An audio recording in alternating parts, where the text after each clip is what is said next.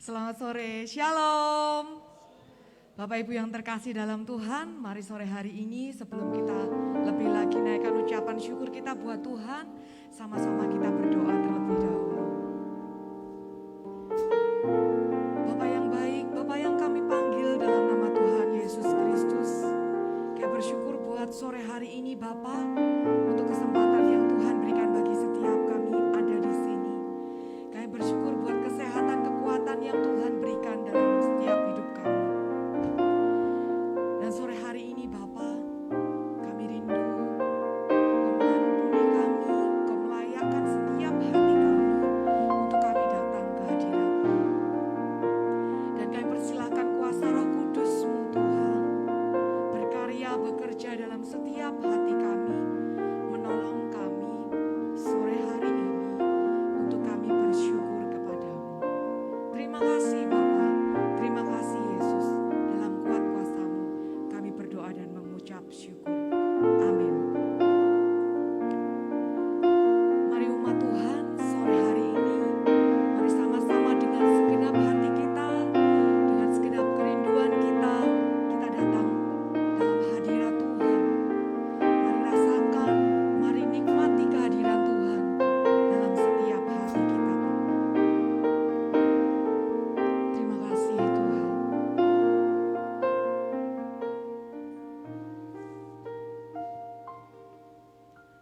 Tuhan hadir di bait kudus-Nya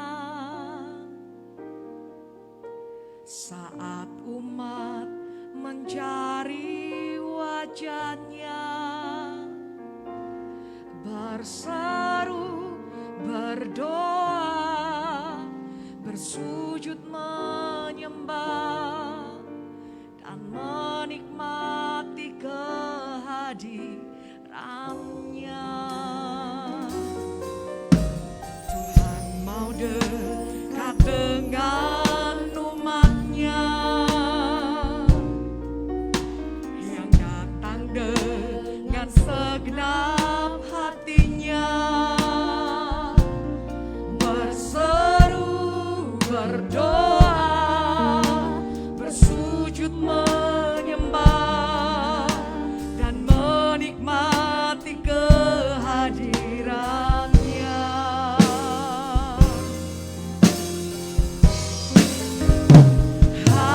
Hadirat-Mu memeluk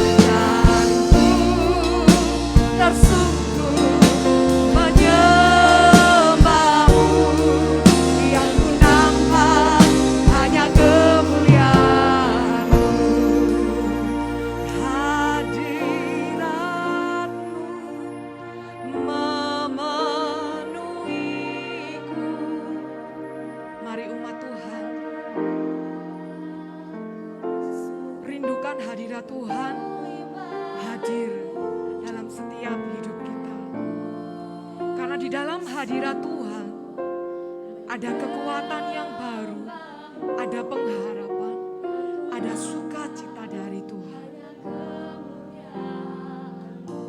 Lebih sungguh katakan, hadirat-Mu memenuhiku, hadirat kudus-Mu penuhi bait-Mu, dan ku tersungkur menyembah.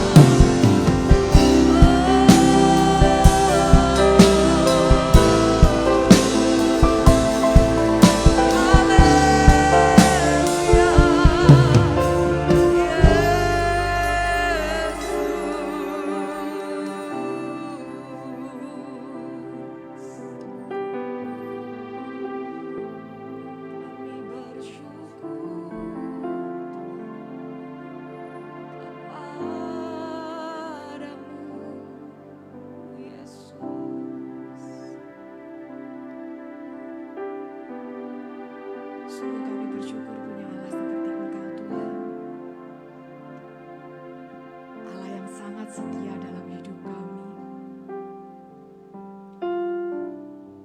Engkau tidak pernah meninggalkan kami Tuhan. Engkau selalu ada, bahkan Engkau selalu memegang setiap hidup kami. Terima kasih Bapa buat cinta-Mu yang besar, buat kemenangan demi kemenangan yang Tuhan janjikan buat setiap kami. Mari jemaat Tuhan,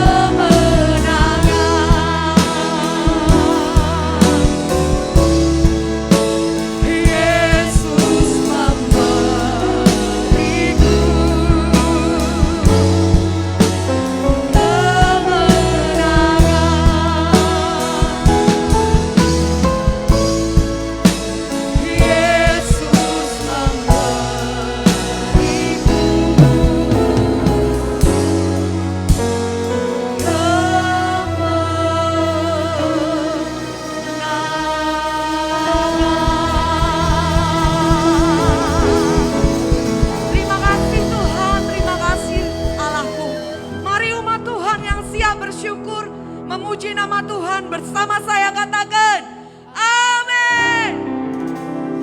Shalom. Shalom. Saudara percaya kalau Tuhan itu perisai dalam hidup kita, amin. Amin. Bersama-sama saya kita akan dengarkan musik. Kita akan tepuk tangan di atas kepala kita, amin.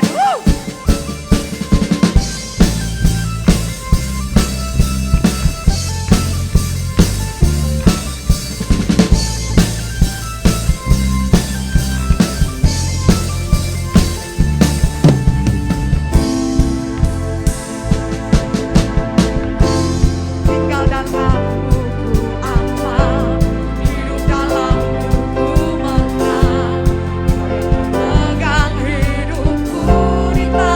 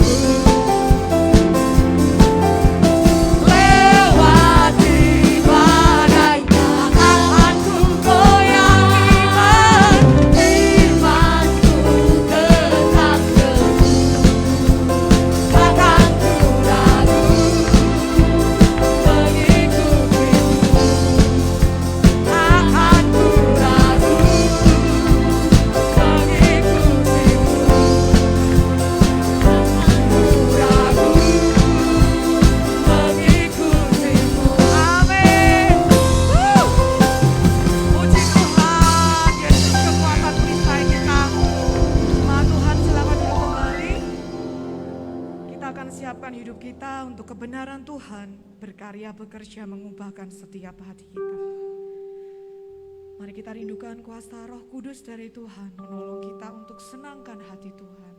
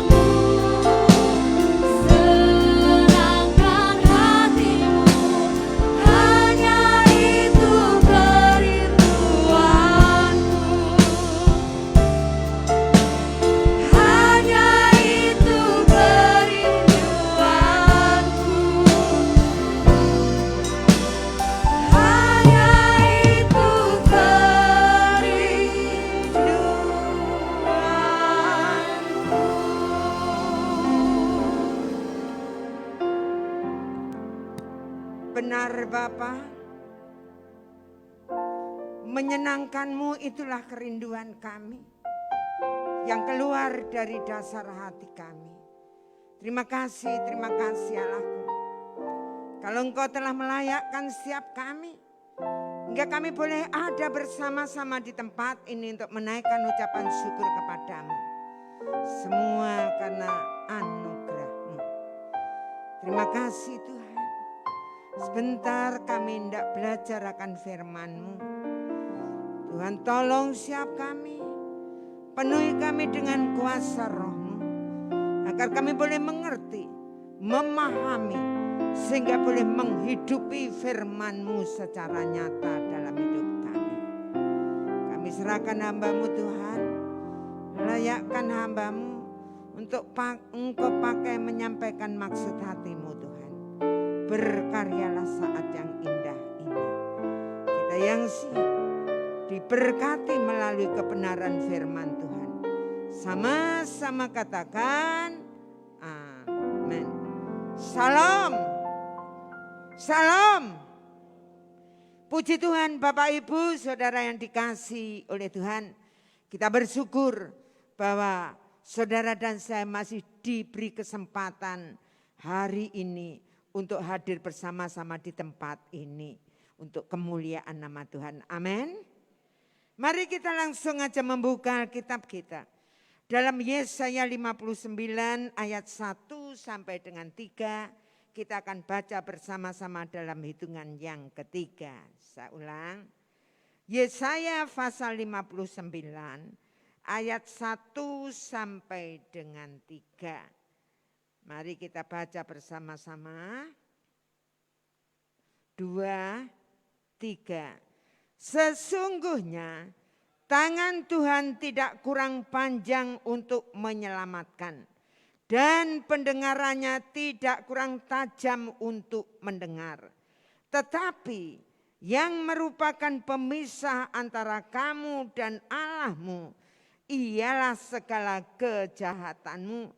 Dan yang membuat dia menyembunyikan diri terhadap kamu ialah sehingga ia tidak mendengar. Ialah segala dosamu. Sebab tanganmu cemar oleh darah dan jarimu oleh kejahatan. Mulutmu mengucapkan dusta, lidahmu menyebut-nyebut kecurangan. Amin. Bapak, Ibu, saudara-saudara yang dikasihi oleh Tuhan.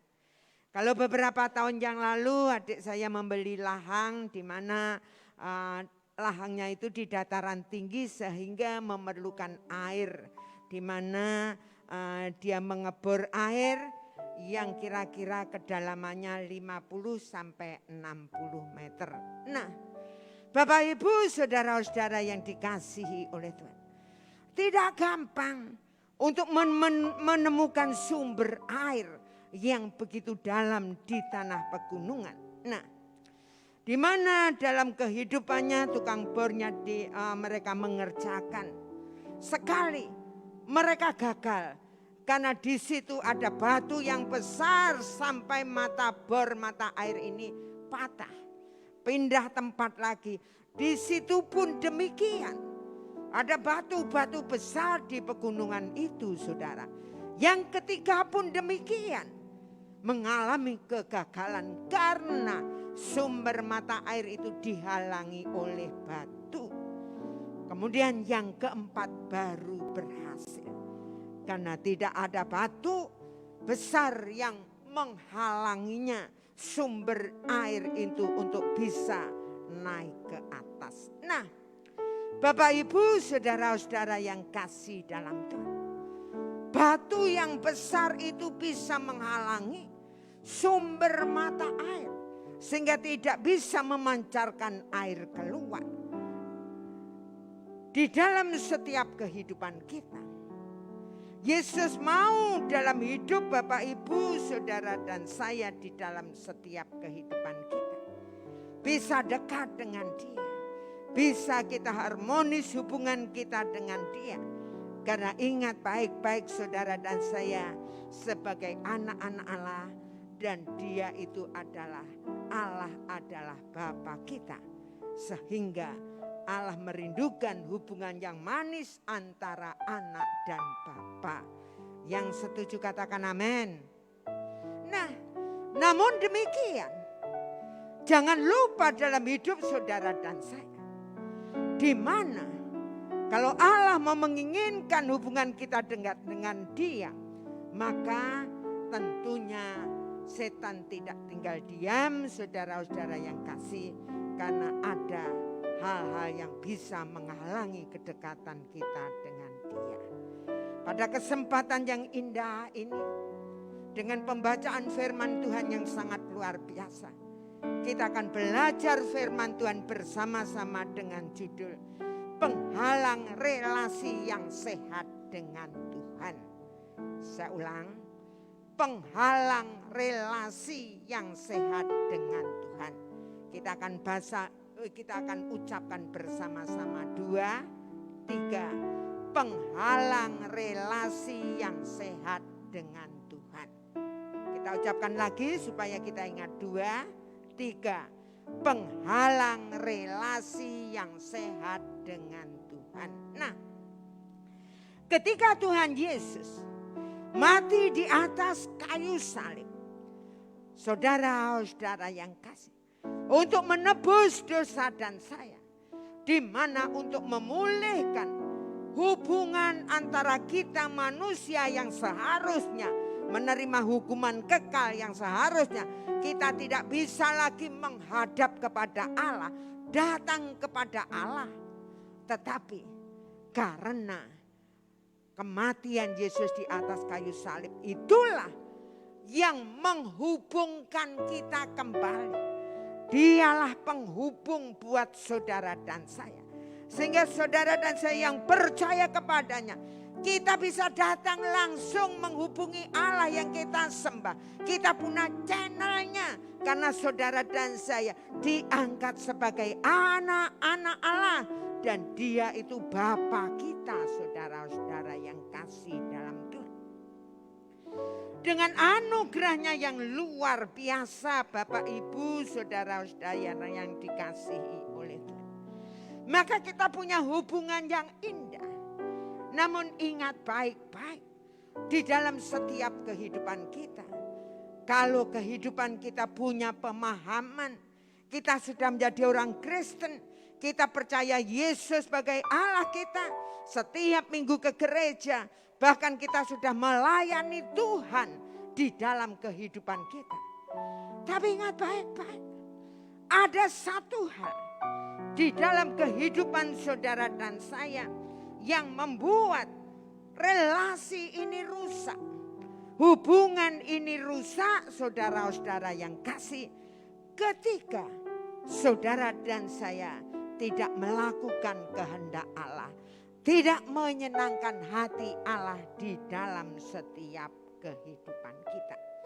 Nah, Bapak Ibu saudara-saudara yang kasih dalam Tuhan, kita akan belajar bersama-sama supaya kita memiliki relasi yang sehat dengan Tuhan. Maka ada hal yang perlu kita hindari, tidak kita lakukan dalam hidup kita. Yang pertama adalah kejahatan dan dosa yang perlu kita hindari, yang harus tidak kita lakukan, yaitu kejahatan dan dosa.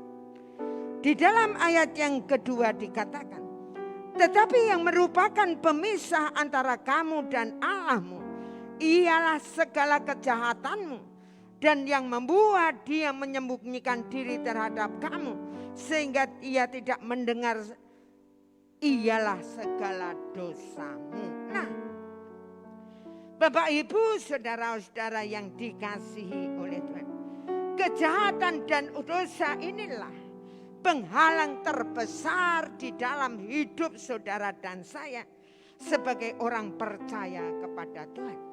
Bagaimana dengan kita, saudara dan saya yang hadir saat ini, yang ada di ruangan ini?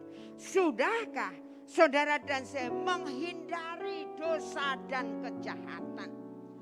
Nah, Bapak Ibu saudara-saudara yang kasih, dosa dan kejahatan itu bukan hanya yang terlihat, tetapi segala sesuatu yang ada di pikiran kita, yang ada di hati kita, yang kita lakukan yang tidak sesuai dengan kehendak Tuhan, yang tidak menyenangkan hati Tuhan, itu adalah dosa dan kejahatan. Nah, Bapak Ibu saudara-saudara yang kasih, memang tidak gampang. Tetapi marilah kita akan belajar bersama-sama dalam setiap kehidupan kita. Untuk semakin hari hidup kita semakin memahami begitu pentingnya menghidupi Allah secara nyata dalam hidup kita.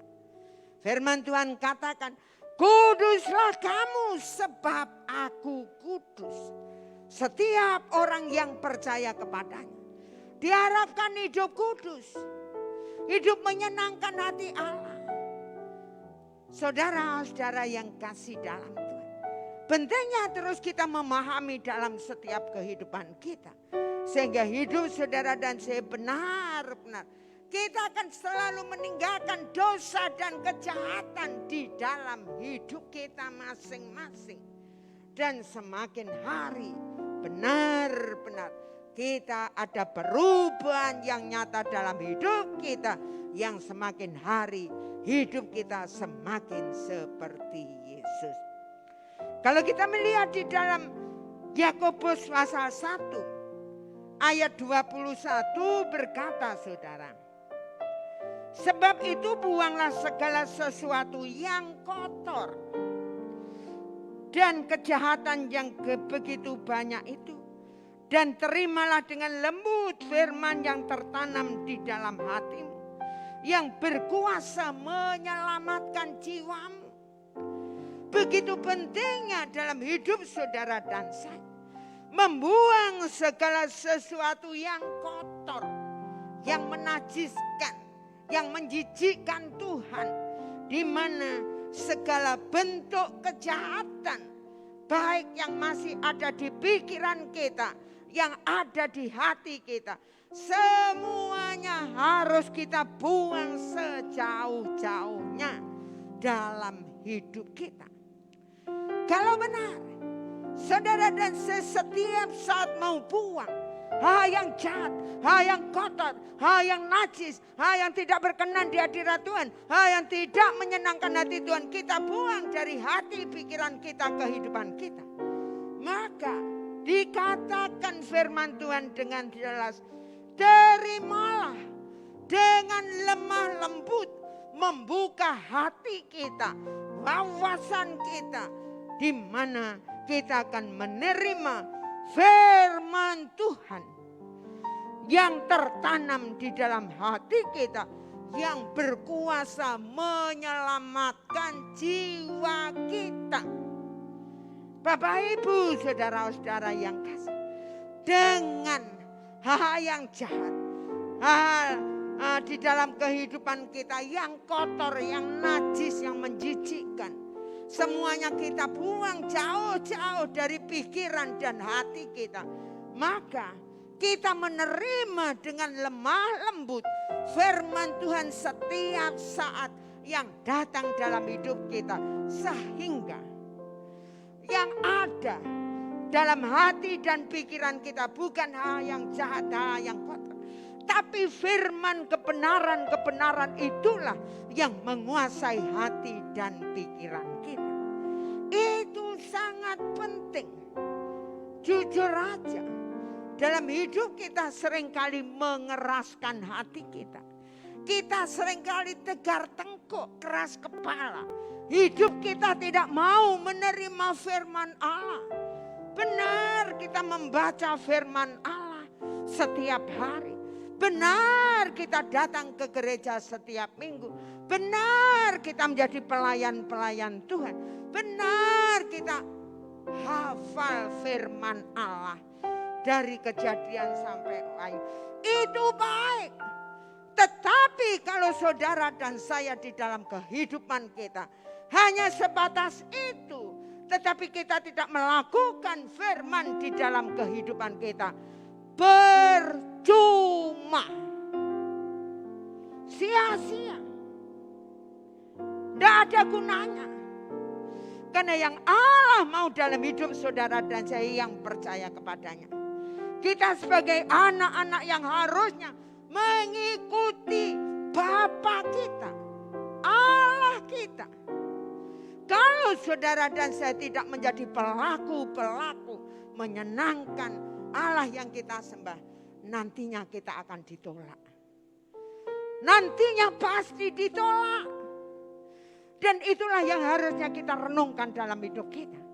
Sehingga benar-benar kita tidak akan menyia-nyiakan kesempatan yang Tuhan berikan dalam hidup kita. Kita akan semakin hari semakin mau berubah dengan firman yang menguasai, yang merubah diri kita dari hari ke hari. Sehingga benar hidup kita akan semakin hari semakin seperti Yesus. Yang setuju katakan amin. Itu penting. Dan itulah yang terus kita renungkan di dalam setiap kehidupan kita. Bapak Ibu saudara-saudara yang kasih, buanglah segala kejahatan dan dosa. Poin yang pertama. Yang kedua, hindarilah, buanglah tangan yang cemar. Ayat yang ketiga A dikatakan, sebab tanganmu cemar oleh darah dan jarimu oleh kejahatan. Nah, Bapak Ibu, saudara-saudara yang kasih, cemar itu adalah kotor. Tangan-tangan yang kotor, jari-jari yang kotor harus dibuang. Bagaimana dengan hidup Bapak Ibu, saudara dan saya? Sudahkah hidup kita di dalam kehidupan kita menghindari tangan yang cemar?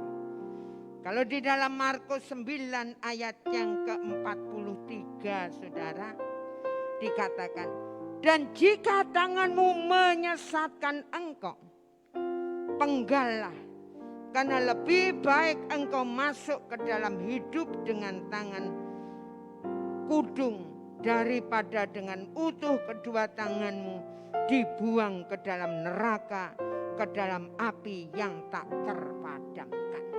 Ingat baik-baik. Ayat firman ini kalau dibaca secara letter, maka saudara dan saya, tangan kita kalau cemar kita harus dipotong.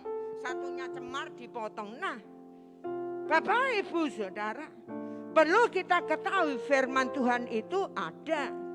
Maksudnya itu suatu gambaran, itu suatu perumpamaan, itu arti sesungguhnya. Firman Tuhan itu harus dipahami dengan benar di dalam setiap kehidupan kita. Nah, Bapak Ibu saudara-saudara yang kasih dalam Tuhan, Tuhan Yesus tidak sedang mengajarkan kita harus memotong tangan kita saat tangan kita tercemar. Tetapi yang Yesus ingin katakan bahwa dosa itulah yang harusnya dipotong dan dibuang jauh-jauh dari dalam kehidupan kita. Nah, mari Bapak Ibu saudara-saudara yang kasih, kalau mungkin tangan-tangan kita gunakan tercemar untuk kecemaran, ataupun kita masih melakukan hal-hal yang tidak menyenangkan hati Allah, Bapak Ibu, melalui tangan kita ini boleh tangan kita ini tercemar. Sekarang ini gampang. Dengan tangan kita ini bisa membuat tercemar. Kenapa? Dengan teknologi canggih HP, kita buka pejit dengan tangan kita. Bisa itu tangan ini membuat tercemar. Kalau yang keluar situs-situs yang tidak benar, situs-situs porno, yang jahat, membuat tangan ini cemar, membuat tangan ini berdosa. Nah, Bapak Ibu saudara-saudara yang kasih, untuk itu marilah kita akan bersama-sama dalam hidup kita. Pergunakanlah tangan ini untuk kemuliaan Tuhan. Baik kita punya HP canggih, itu sungguh luar biasa. Kalau Bapak Ibu untuk digunakan untuk kemuliaan nama Tuhan. Jangan sampai dengan HP yang canggih digunakan untuk kecemaran, membuat hidup saudara dan saya semakin terpuruk dalam dosa, semakin terikat dengan dosa, semakin kita diikat dengan kuasa kegelapan. Ingat baik-baik, Allah mau hidup Bapak Ibu saudara dan saya dengan tangan ini jangan gunakan untuk kecemaran. Yang setuju katakan amin. Baik, yang ketiga, mulut yang berdusta dan curang. Dalam ayat yang ketiga B dikatakan, mulutmu mengucapkan dusta, lidahmu menyebut-nyebut kecurangan. Nah, bagaimana dengan kehidupan kita? Bapak Ibu saudara dan saya, sudahkah di dalam mulut kita menghindari dari berdusta dan curang? Nah, Bapak Ibu, curang itu adalah mengucapkan sesuatu yang tidak sesuai dengan kenyataan. Seringkali mulut kita ini sulit dikendalikan. Seringkali kita kepleset. Kepleset itu bukan hanya kaki kita yang melesetkan, tapi seringkali mulut kita, lidah kita itu memelesetkan kita, membawa kehidupan kita melakukan hal-hal yang tidak berkenan di hadirat Tuhan.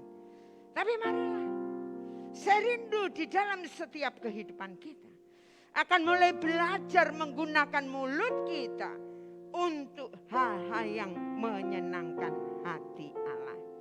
Kalau kita melihat Yakobus pasal 3 ayat yang kedua dikatakan, sebab kita semua bersalah dalam banyak hal. Barang siapa tidak bersalah dalam perkataannya, ia adalah orang yang sempurna, yang dapat juga mengendalikan seluruh tubuhnya. Begitu penting di dalam setiap kehidupan saudara dan saya. Seringkali kita bersalah banyak hal karena mulut kita, karena lidah kita. Kita tidak mengatakan hal yang sebenarnya. Kadangkala di gereja banyak terjadi juga. Kalau ada orang-orang yang di dalam kehidupannya, saudara-saudara yang kasih, di mana ada dusta dan curang. Dengan demikian mereka akan memecah belah. Gereja yang besar, jemaat yang banyak. Kalau di dalamnya tidak ada kesatuan, sama-sama anak Tuhan seiring sejalan, di mana disitulah tidak ada yang namanya damai sejahtera, akan terpecah-pecah, akan terpetak-petak. Percuma saudara-saudara yang kasih.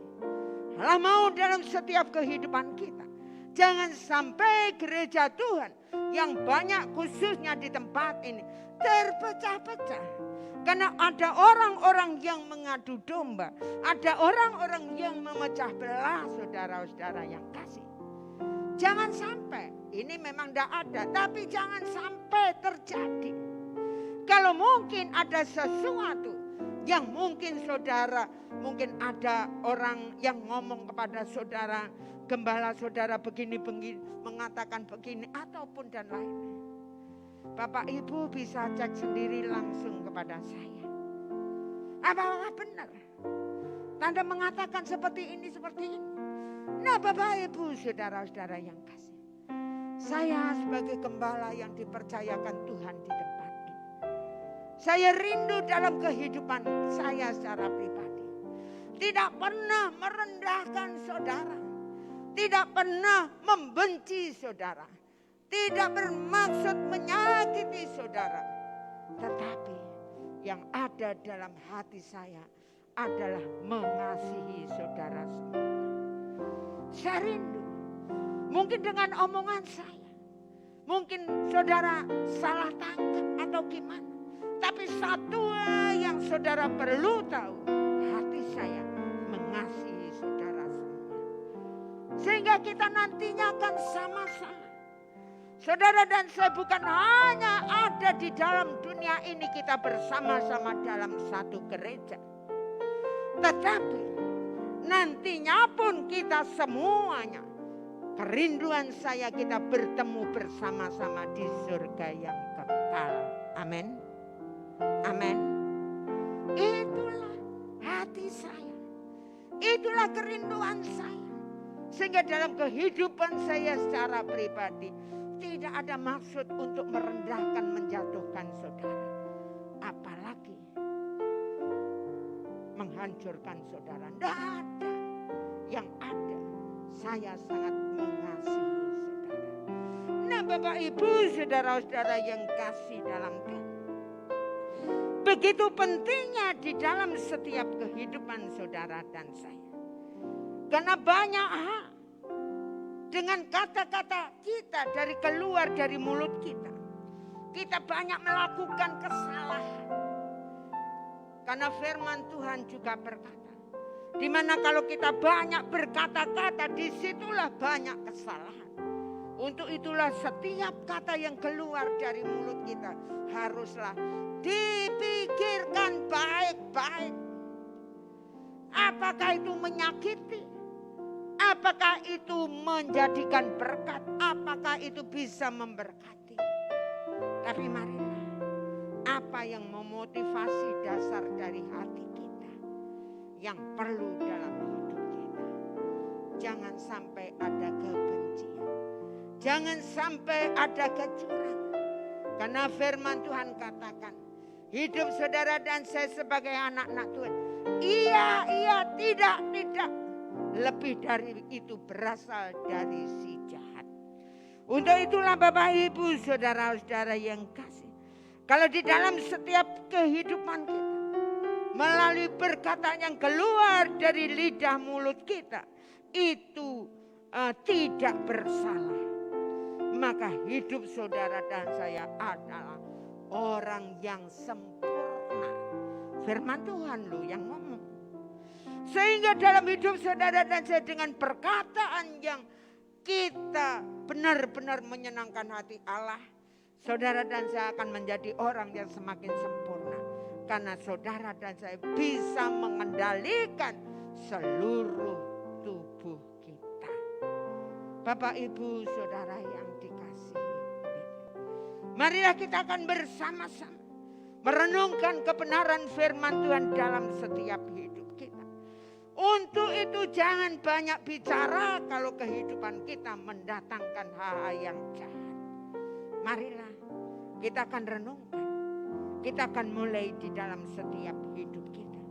Dengan setiap kata yang keluar dari hidup kita. Dari mulut kita, dari lidah kita. Jangan sampai kita melakukan hal-hal yang menyakiti hati Tuhan.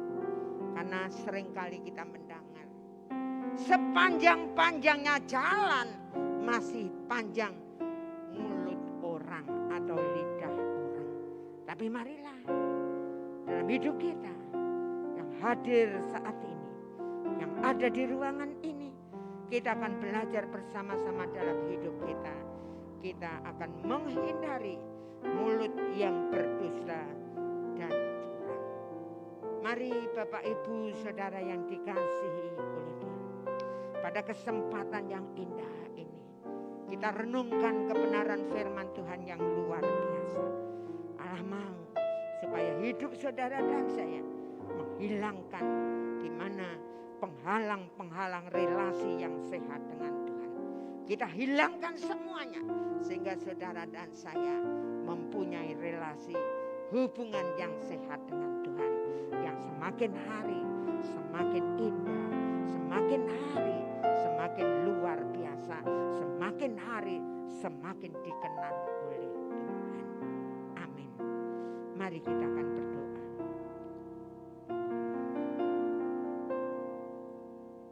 Bapa di dalam surga, kami mengucap syukur dan terima kasih kepada-Mu. Kalau saat yang indah ini, kami bersama-sama yang hadir saat ini Tuhan, kami boleh mendengarkan, menikmati sebagian firman-Mu. Hamba-Mu sadar, ampunilah Tuhan dengan keterbatasan-keterbatasan hamba. Ampunilah Bapa, tapi kami yakin dan percaya bahwa Engkau Allah yang kami sembah adalah Allah yang hidup, Allah yang hadir di tempat ini, Allah yang ada di dalam setiap hidup kami masing-masing. Tuhan, Engkau tahu persis apa yang terjadi dalam hidup kami sampai hari ini. Apakah hubungan kami sehat-sehat dengan Engkau Allah yang kami sembah? Apakah saat yang indah ini masih banyak penghalang di dalam setiap hidup kami?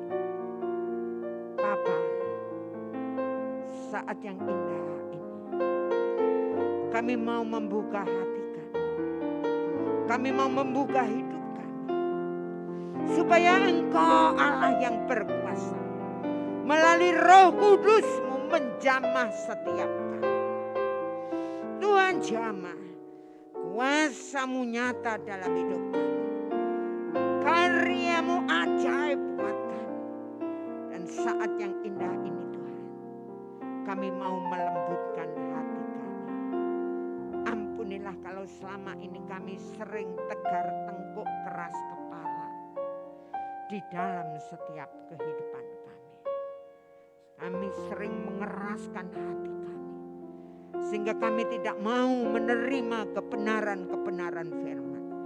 Tidak kami lakukan, tidak kami masukkan di dalam hati kami. Ampunilah kami Tuhan.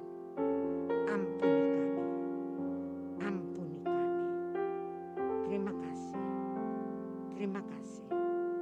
Saya beri kesempatan untuk setiap pribadi datang kepada Yesus. Terima kasih Tuhan. Engkau jamah. Engkau jamah setiap kami. Engkau jamah Tuhan. Kami percaya kuasa-Mu nyata. Engkau Allah yang dahsyat. Terima kasih. Terima kasih Tuhan. Terima kasih lawatan. Terima kasih Tuhan. Dan inilah kami. Setiap pribadi mau mengambil keputusan, kami mau bertobat. Kami mau di dalam kehidupan kami menghilangkan, menyingkirkan penghalang-penghalang relasi yang sehat dengan Tuhan. Dan kami mau Tuhan mengambil keputusan, komitmen sungguh-sungguh. Saat ini kami mau hidup kami menyenangkan hati-Mu Tuhan. Terima kasih Bapa. Terima kasih meteraikan firman-Mu dalam hidup kami. Kita yang sudah diberkati melalui kebenaran firman Tuhan saat ini sama-sama katakan amin. Shalom.